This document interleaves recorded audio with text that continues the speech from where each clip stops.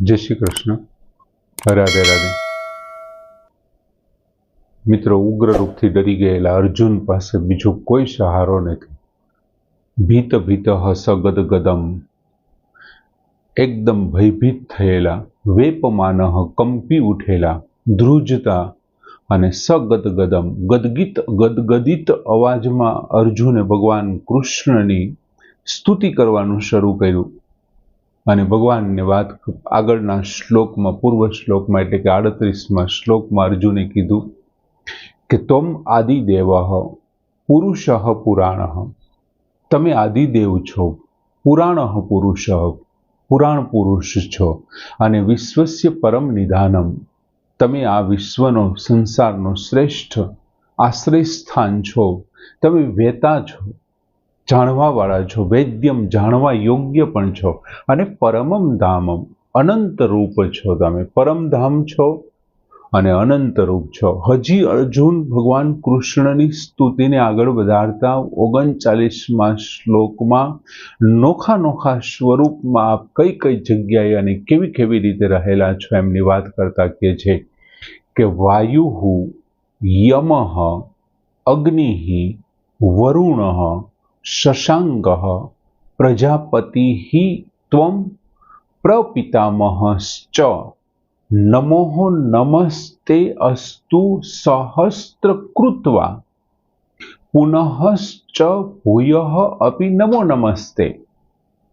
અર્જુન હવે જે ભગવાનને કહી રહ્યા છે કે તમે પોતે, ત્વમ એટલે તમે, આપ, તો કે વાયુ એટલે વાયુ, પછી યમઃ એટલે યમરાજ, અગ્નિ એટલે અગ્નિ, વરુણ એટલે વરુણ, શશાંક એટલે ચંદ્રમા, અને પ્રજાપતિ એટલે દક્ષ વગેરે પ્રજાપતિ, પ્રપિતામહ અને પિતામહ છો, અને પ્રપિતામહ એટલે પ્રપિતામહ છો. પછી શું કે છે? સહસ્ત્ર કૃત્વા નમો નમસ્તે અસ્તુ.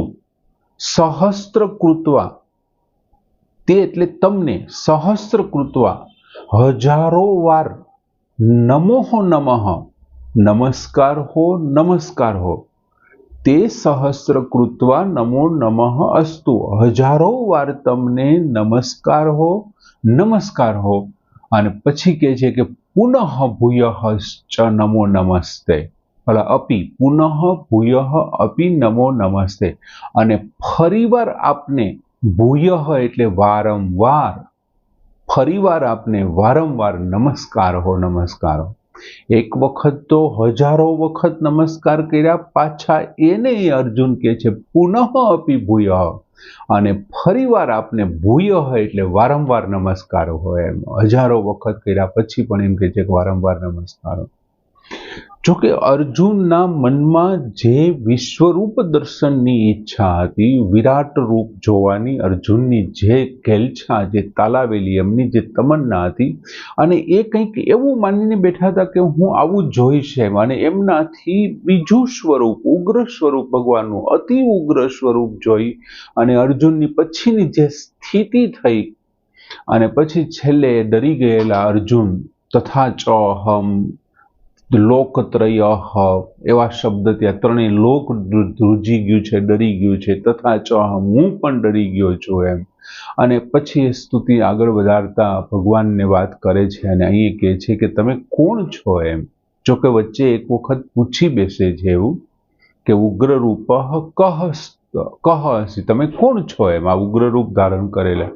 અને અહીં અર્જુન કહે છે કે તમે આ બધું તો છો જ, તે વાયુ, જેમનાથી બધા જ લોકો, જેમનાથી બધાને પ્રાણ જે ધારણ કરી રાખે છે, પ્રાણ ધારણ કરે, જેમનાથી બધાનું જીવન ચાલે છે, અને જેમને કારણે જે સામર્થ્ય, શક્તિ પ્રાપ્ત કરે છે, એ જે વાયુ છે, 5 પ્રકારના વાયુ આપણા શરીરના મુખ્ય, અને એ સિવાયના 5 એમના ગૌણ, 10 પ્રકારના શરીરના વાયુ છે. એ જે મૂળ વાયુ તત્વ છે ને, એ તમે છો. તમ પ્રપિતામહ, એ તમે વાયુ તત્વ છે, એ બધું જ તમે છો એમ. પછી બીજો શબ્દ વાપરો યમ. હવે યમ એટલે સંયમની પુરીના જે અધિપતિ છે, જે સંયમ રાખે છે, કંટ્રોલ રાખે છે, જેનું સંસાર ઉપર શાસન ચાલે છે, રાજ ચાલે છે, સમગ્ર સંસાર જેનાથી ડરે છે, જેમના કયામાં જેમની ઈચ્છાઓની વિરુદ્ધ જવાનો પ્રયત્ન કોઈ નથી કરતું, એ સંયમની પુરીના જે અધિપતિ યમરાજ છે એ પણ આપ જ છો. ત્યાર પછીની વાત કરી અગ્નિ. હવે અગ્નિ છે ને દરેકની અંદર વ્યાપ્ત રહી અને શક્તિ આપે છે. દરેકના શરીરમાં વ્યાપ્ત રહી અને આપણને જે શક્તિ આપે છે. પછી એ જ અગ્નિ છે એ બીજું શું કામ કરે છે તો કે એ પ્રગટ થઈ અને પ્રકાશ આપે છે. શરીરની અંદર વ્યાપ્ત સ્વરૂપમાં રહી અને આપણને શક્તિ આપે, શક્તિ પ્રદાન કરે. દાખલા તરીકે ચોમાસાની અત્યારે ઋતુ ચાલે છે, સૂર્યરૂપી અગ્નિ થોડાક દિવસ જો ન દેખાય, 4, 5, 6, 7, 8 દિવસ, તો 10 દિવસ પછી તમને ચેન નહીં પડે, તમને એકદમ શરીર તમારું ઢીલું લાગશે, એમ સૂર્યપ્રકાશની ગેરહાજરી થઈ જશે ને. શું કામ કે જે અગ્નિ તત્વ છે ને એમની ઉણપ દેખાવા મળે છે. આ અગ્નિ છે દરેક શરીરમાં વ્યાપ્ત રહીને શક્તિ આપવાનું કામ કરે છે. બીજું, એ જ્યારે પ્રગટ સ્વરૂપમાં આવે છે ને ત્યારે પ્રકાશ આપે છે. જેમ સૂર્ય પ્રગટ થાય છે સવારે, વહેલી સવારે ઉદય, તો એ પ્રકાશના સ્વરૂપમાં આવે. બીજું, એ જ અગ્નિ જ્યારે આપણા જઠરની અંદર હોય, જઠરાગ્નિ તરીકે હોય, ત્યારે એ અન્નને પાચન કરે છે અને એ પાચન થયા પછી એમાંથી શું કરે છે, એમાંથી શક્તિ પ્રદાન કરે છે. અને એ જે કોઈ અગ્નિ નોખા સ્વરૂપમાં છે, શરીરમાં વ્યાપ્ત સ્વરૂપમાં, પ્રગટ સ્વરૂપમાં, પ્રકાશના રૂપમાં અને અંદર જઠરાગ્નિ સ્વરૂપમાં જે છે એ બધું જ આપ છો. જોકે જઠરાગ્નિ બાબતે તો ભગવાને વૈશ્વાનર વાત વિશેની વાત આગળના લગભગ 15મા શ્લોકમાં કહે છે, 15મા અધ્યાયમાં, કે અહમ વૈશ્વાનરો ભૂતો પ્રાણીનામ દેહમાં આશ્રિતો પ્રાણ સમાયુક્તમ પચામ્ય અન્ન ચતુર્વિધમ. એ ત્યાં આવશે, વૈશ્વાનરના રૂપમાં હું બધાને પચાવું છું, બધાનું અન્ન, વૈશ્વાનર અગ્નિ, એટલે આ જઠરાગ્નિ છે. હવે ત્યાર પછી કે છે વરુણ. હવે વરુણ છે એમનું કામ શું છે તો કે વરસાદનો દેવ છે, પાણીનો દેવ છે. અને પાણી છે ને સૌનું જીવન છે, વરસાદનું હોય કે બીજા, જો પાણીનો સ્ત્રોત જ એક જ છે અને એ વરસાદ છે. એટલે સૌને જો કોઈ જીવન આપનાર છે એ જળના અધિપતિ આપ જ છો. સૌનું જીવન જેમની અંદર, પછી એ પશુ પક્ષી સ્થાવર જંગમ સૃષ્ટિ જે કાંઈ છે પાણીને આધારે છે અને એ ખરેખર આપ છો. ત્યાર પછીની વાત કરી શશાંગ. શશાંગ એટલે ચંદ્રમા. તો ચંદ્રમાનું કામ શું થાય છે તો કે વનસ્પતિ ઔષધિઓનું એ પોષણ કરે છે. વિવિધ પ્રકારની જે ઔષધિઓ છે, વનસ્પતિ છે, એમને પોષણ આપે છે. આમની પહેલા પણ આપણે વાત કરી હતી કે તમે કોઈ પણ એક બીજ વાવો છો ત્યારે સૂર્યપ્રકાશથી એમની અંદર ગરમી થઈ અને બીજમાંથી અંકુર બનાવવાનું કામ સૂર્ય કરે છે. અંકુરમાંથી છોડ બનાવવાનું કામ એ સૂર્ય કરશે. અને જ્યારે એમની અંદર ફળ આવશે ત્યારે એ અંકુરથી ચાલુ કરીને છોડ સુધી જે એમનામાં રસ ભર્યા છે, દાખલા તરીકે એક ચીકુનું અને લીંબુનું બીજ વાવ્યું છે અને બે ઝાડ બાજુમાં ઊભા છે, તો ચીકુની અંદર મીઠાશ અને લીંબુની અંદર ખટાશ ભરવાનું કામ છે ને ચંદ્રમાનું છે. એટલા માટે ઔષધિઓનો સ્વામી છે, ઔષધિઓના અધિપતિ દેવ છે. એટલે અર્જુન કહે છે કે શશાંગ, ઔષધિઓના જે ઔષધિઓનું પોષણ કરનાર છે તે પણ આપને હિસાબે થઈ રહ્યું, તે પણ આપ છો. પછીની વાત કરી પ્રજાપતિ. તમે પ્રજાપતિ, દક્ષ વગેરે જે પ્રજાપતિએ, બ્રહ્માજીએ દક્ષ વગેરે પ્રજાપતિઓને સૃષ્ટિ સર્જનનું જે કામ સોંપ્યું એ પણ આપ છો. અને પછી એક શબ્દ વાપરો પ્રપિતામહ, એટલે દાદાના પણ પિતા, એવો અર્થ થાય પ્રપિતામહ.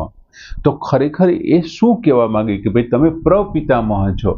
તો કે જ્યારે સૃષ્ટિનો પ્રલય થઈ જાય છે ત્યારે શું થાય છે તો કે બ્રહ્માજી અને સમગ્ર સંસાર છે એના મૂળભૂત સિદ્ધાંતોની અંદર વિલય થઈ જાય છે, પ્રકૃતિની અંદર. અને બ્રહ્માજી છે તે પણ, અને એ પછી જે છે શું થાય છે તો કે એ જે છે એ ભગવાનની અંદર વિલીન થઈ જાય છે. અને પછી જ્યારે ભગવાનને મહાસર્ગની રચના કરવાની ઈચ્છા થાય છે ત્યારે પ્રકૃતિની અલગ કરે છે અને બ્રહ્માજીને પોતે સર્જન કરે છે, બ્રહ્માનું સર્જન કરે છે અને પછી એમનાથી એ બધું આગળ ચલાવે છે. એટલે બ્રહ્માનું સર્જન કરનાર બ્રહ્મા છે એ કોણ છે તો કે પિતામહ છે. જેણે સૃષ્ટિનું સર્જન કર્યું છે એટલા માટે. પણ એમને પણ સર્જન કરનારા કોણ છો? તો આપ છો. તો આપ પિતામહ ને પિતા એટલે પ્રપિતામહ શબ્દ વપરાણો. આ પ્રપિતામહ છે. અને હવે અહીંયા શું કે છે પ્રપિતામહ? કે બ્રહ્માજીને પ્રગટ કરવા વાળા છો. પછી વાત કરી કે નમઃ નમઃ નમઃ તે અસ્તુ સહસ્ત્ર કૃત્વા પુનઃશ્ચ ભૂયઃ અપી નમો નમસ્તે. હજારો વાર આપને નમસ્કાર હો અને ફરી પણ આપને વારંવાર નમસ્કાર હો, એવું કહે છે. હવે હજારો વાર નમસ્કાર. ઇન્દ્ર વગેરે જે બધા દેવો છે, 33 કરોડ દેવતાઓ જે કઈ ઇન્દ્ર વગેરે છે, એ બધા દેવતાઓ આપની અંદર છે, આપના મારફત છે, આપનાથી ઉત્પન્ન થયેલા, આપની અંદર સ્થાયી થયેલા અને આપની અંદર પાછા એ સમાઈ જનારા છે. એટલે બધા જ ઇન્દ્ર વગેરે બધા દેવતાઓ તમે જ છો, આપ જ છો. આપ વિવિધ સ્વરૂપે, અનંત સ્વરૂપે આપ નિવાસ કરનારા છો. એમ એટલે હવે હું બીજું તો આપને શું કહી શકું, શું કરી શકું? હું આપનો મહિમા કેવી રીતે ગાઈ શકું? હું આપનું કંઈ ન, મારી પાસે એવી જીભ જ નથી, મારી પાસે એવી બુદ્ધિ નથી કે હું તમને શબ્દમાં વર્ણવી શકું, કે આપની સ્તુતિ કરી શકું. એટલા માટે મારી પાસે એક જ વાત છે કે હું એકવાર નહીં, હજારો વાર સહસ્ત્ર કૃત્વા નમો નમસ્તુ, હું તમને હજારો વખત નમસ્કાર કરું છું.